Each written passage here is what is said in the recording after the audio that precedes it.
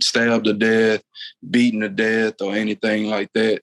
So, I didn't know all that coming in at the time. And it was a wake-up call. I mean, we sat there in the committee. It's about 11 of us, and they sending guides in. I didn't realize what was going on. But, if you was Black, they would send somebody Black. If you was white or Mexican, they would send somebody from your race.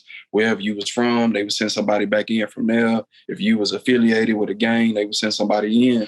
And you thinking that these people is cool or people that was from your neighborhood that you may knew, but what they was doing, they was getting ready to check you. Once you got your items and all that other stuff, you got to the wing, they'd be like, hey, let's fall to the back or let's go in the cell. And you got to fight. If you don't end up fighting, you end up in a lot of other trouble that you don't want to be in.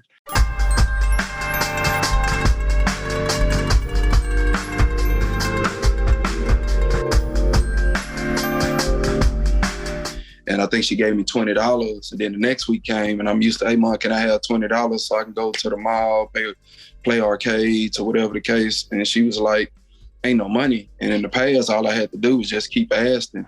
And, it started to dawn on me that this is a different situation. Yeah. My house, 4 bedrooms, like 5, 6 adults and kids and whatnot.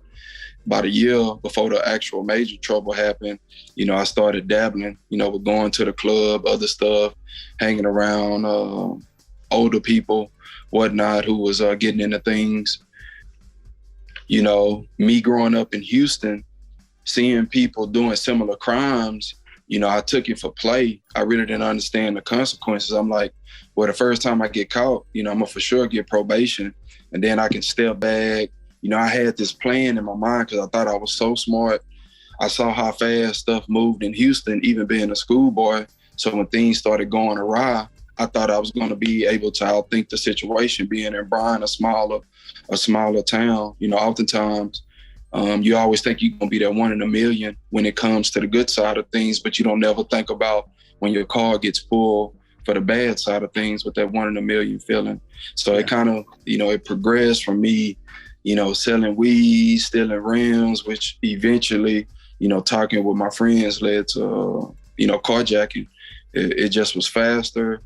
Yeah, we had this plan where we didn't intend on hurting anybody or whatever. But as I look back on it now, it's really foolish to put yourself in a violent situation and not think that violence can come from that. But I didn't really understand that as a youth. And it's interesting that you actually were conscious of all of those variables. I mean, that's how I think we would explain it now. All right. Most of the time when we think of crime, I think people who are unfamiliar with it believe that people who are committing crimes are doing it in a rational way.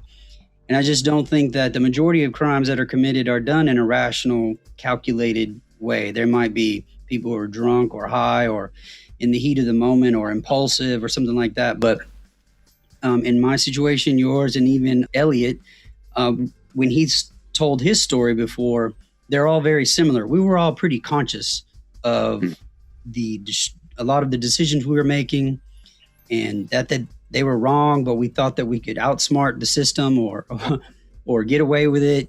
I don't know that many people spend a lot of time thinking through those things as a teenager. Maybe that's why we all ended up in the same place that we did. We all were very, very similar in that regard. Because I remember also being pretty consciously aware of the choices I wanted to make, where I wanted to go. And the way Elliot says it, I think he said he thought he could do a 9-to-5 doing crime. Like that's how he thought of himself every day. He was going to live his life committing crimes as if it were his 9-to-5 and that he could get away with that somehow. But that was the 90s. Like, maybe because we're older, as I look out at society today or like the media or the music, things are not as, focused as much on things like gang banging. And it just doesn't seem to be as popular and as cool and as a part of the cultural structure as it was back in the 90s when we were growing up. Right. I don't know, it's just different. Yeah, it is. I don't know if it's just the internet being exposed to so much more, because that does exist, but not at the intensity as it once did. When you went to prison, you ended up on Clemens unit, is that right? That was the Yeah, that was the first unit. Once I went through processing, I technically went to, not pre-release, I forgot what you call it. Well, you kind of go there your first 2 years. Like a transit facility. Yeah, I went to a transit facility. But then once I did that 2 years, I went through processing again. I ended up being assigned to Clemens, which is a youngster unit, population of 17 to 25-year-olds. Plus, it also has the Wild P program, which is 14 to 21-year-olds. There are 2 units, at least at the time back then, that did that. I remember when I got there, I was like, what's up with them little dudes with the one-piece jumpers? Because, we had a shirt and pants. They was like, you ever see on TV and a person get tried as an adult? I was like, yeah. He said, that's all them people.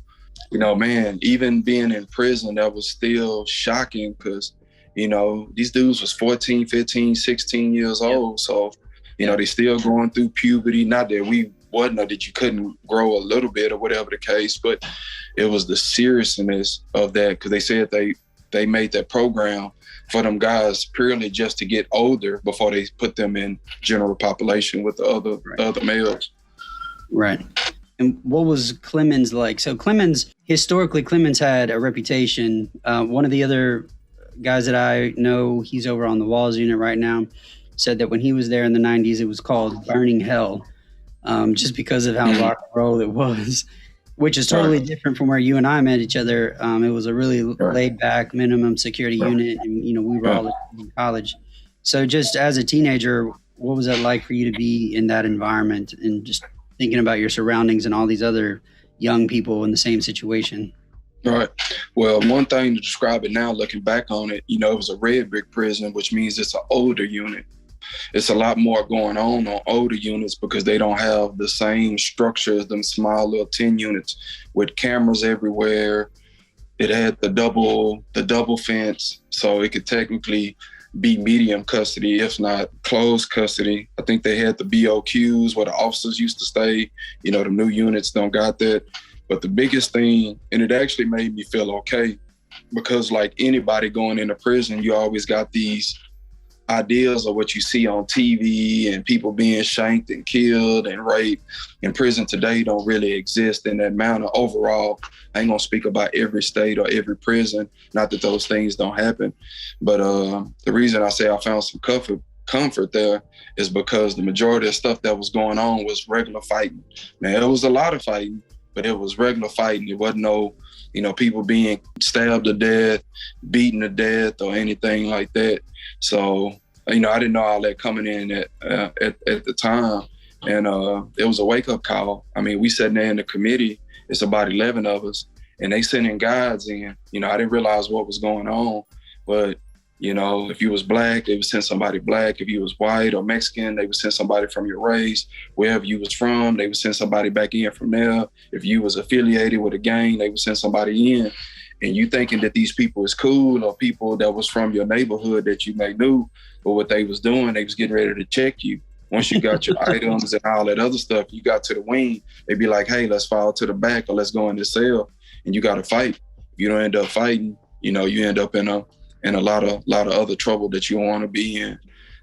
Getting past that, learning the rules, even though I had been in a transit facility, being what's an ID unit, it's an extra layer of consequences and rules. So having to learn that, the big old showers, kind of like how you see in prisons, everybody in there, that was like that compared to the places on the transit facilities where you got the individual things or whatnot. So I was having to relearn, stuff again.